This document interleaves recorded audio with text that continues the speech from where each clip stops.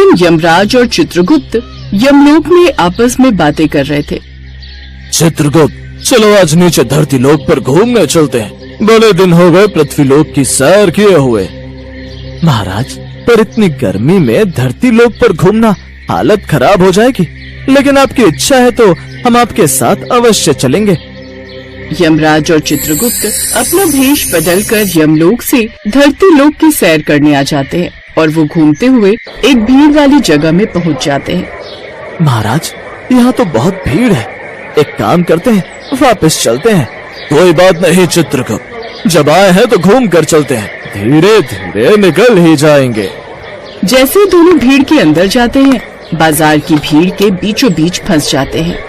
महाराज, मेरी चरण पादुका खो गई है, मैं ढूंढ कर ले आता हूँ। थोड़ी देर बाद जब यमराज और चित्रगुप्त उस भीड़ से बाहर आते हैं तो उनका हाल देखने लायक था और दोनों की सांसें लंबी लंबी चल रही।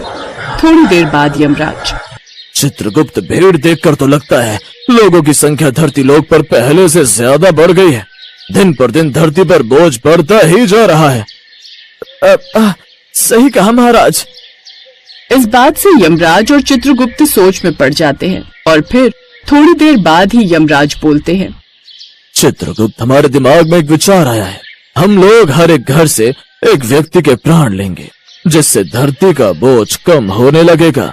महाराज, शुभ काम में देरी क्यों, आज से ही शुरू करते हैं। फिर वो दोनों धरती के बोझ को कम करने के लिए निकल पड़ते हैं और चलते चलते रास्ते में उन्हें एक घर दिखाई देता है जिसमें सास बहू की लड़ाई की आवाजें आ रही थी। चित्रगुप्त, ये लड़ाई की आवाजें इसी घर से आ रही है क्या? महाराज, आ तो रही हैं, पर अंदर महाभारत छिड़ रही है। यहाँ से चलते हैं अभी। दरवाजे की बेल बजाओ, आज सास बहू की लड़ाई को हमेशा के लिए बंद कर देते हैं। यमराज के कहने पर चित्रगुप्त पार्वती के घर की बेल बजाते हैं, जो कमला नगर में रहती थी। पार्वती का एक बेटा था जिसका नाम करण था। अपने बेटे की शादी पार्वती ने नैना नाम की लड़की से की थी।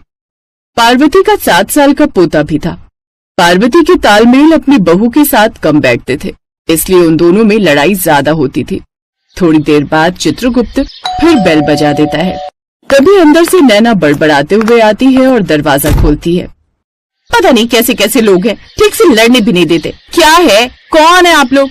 भीख मांगने आए क्या? अभी भीख नहीं मिलेगी, बाद में आना। ये कहकर नैना दरवाजा बंद कर देती है। घनघोर बेइज्जती हमारी। चित्रगुप्त, फिर से बेल बजाओ। महाराज मान जाइए,